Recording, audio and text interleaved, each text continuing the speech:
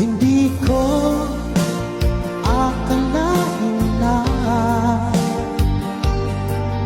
bigyan mo ng halaga ang tulad ko.